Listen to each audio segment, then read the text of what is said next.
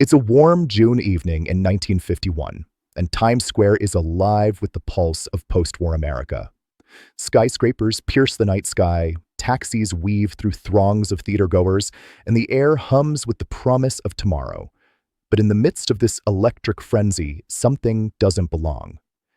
A man dressed for a world of gaslight and horse-drawn carriages stands frozen in a sea of chrome and neon. His mutton-chop whiskers frame a face etched with confusion. He's wearing a tall silk hat, a cutaway coat, and checked trousers, outfits from a bygone era. He glances around wildly, as if the very ground beneath him is shifted. Then, without warning, he steps into the street. A taxi strikes him down. He's killed instantly. Bystanders rush to help, but it's too late.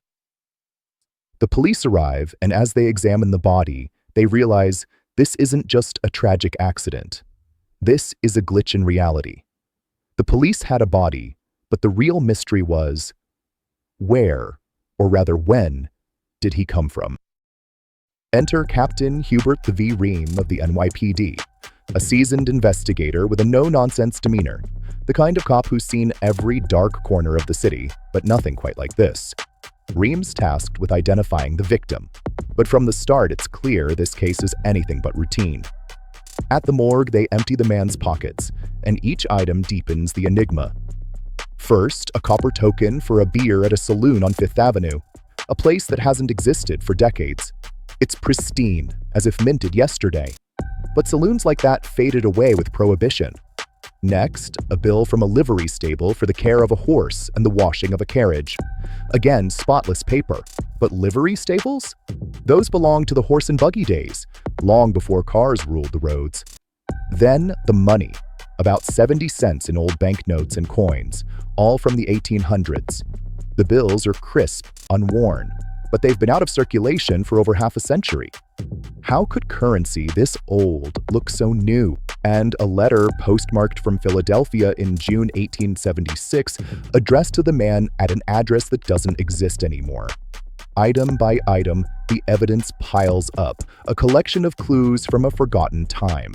The money was real, but long out of circulation. The addresses didn't exist.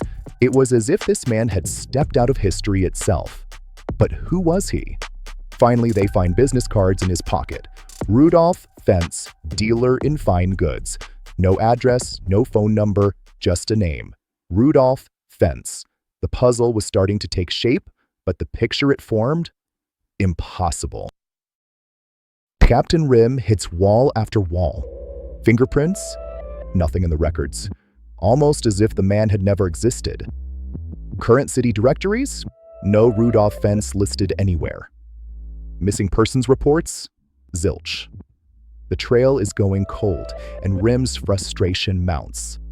This isn't just an unidentified body. It's a riddle wrapped in an anachronism.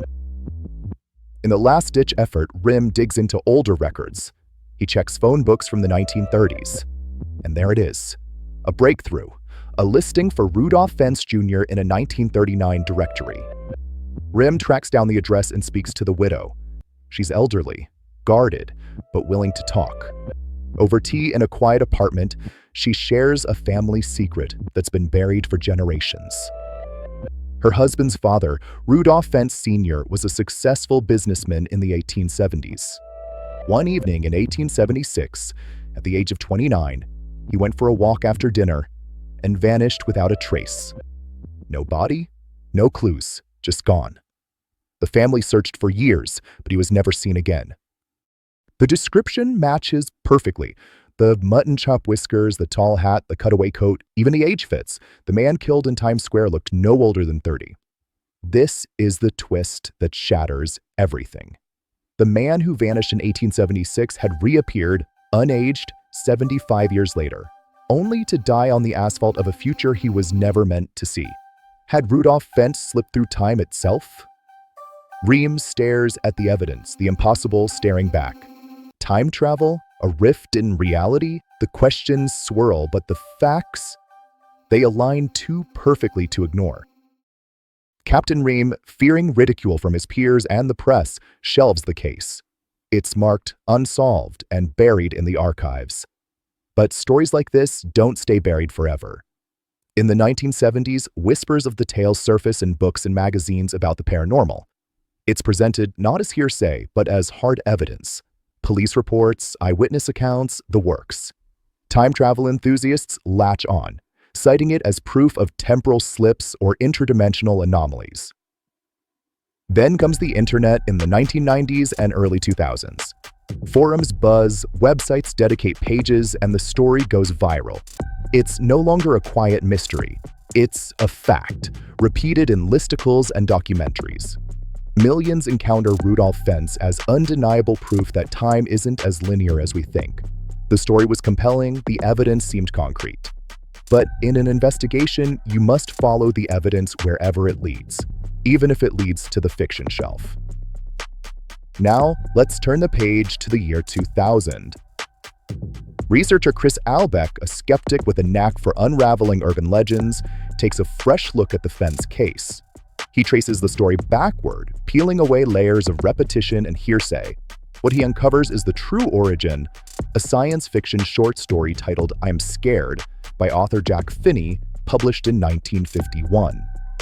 Every detail, the beer token, the horse bill, the 1876 letter, even Captain Rihm himself, is straight from Finney's tale. In the story, Rihm is the narrator recounting bizarre time anomalies with Fentz as a fictional example. The story gets reprinted in anthologies, but in 1972, it's plagiarized in a journal that strips away the fiction label. From there, it's copied into paranormal books, each retelling dropping more context until it's presented as gospel truth. The internet does the rest, amplifying the myth until the source is forgotten. It wasn't time travel. It was a masterful piece of fiction mistaken for fact. The case cracks wide open, not with a bang, but with the turn of a page. The story of Rudolph Fentz may not be true, but the story of the story is. It taps into our deepest fascinations with time, the unknown, and the thin veil between eras. It's a blueprint for how modern urban legends are born. A compelling narrative gets loose, repetition turns it into fact, and the digital age cements it in our collective imagination. We crave these mysteries because they make the world feel a little more magical, a little less predictable. And in that sense, Fentz's impossible journey reminds us that sometimes the most fascinating enigmas aren't about slipping through time, but about our own willingness to believe. What's the most believable urban legend you've ever heard? Let me know in the comments below. And for more deep dives into history's greatest mysteries, make sure to subscribe and hit that notification bell. Thanks for watching. See you in the next enigma.